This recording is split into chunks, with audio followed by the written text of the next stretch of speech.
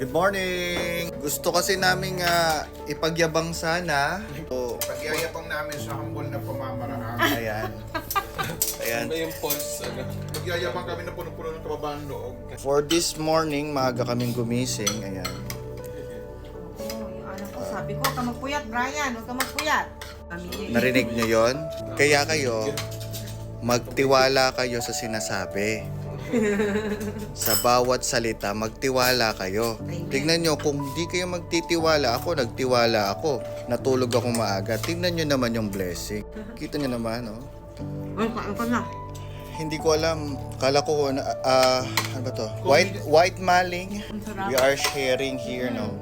Once again, just like the Lord, reversing the prayer. Yeah.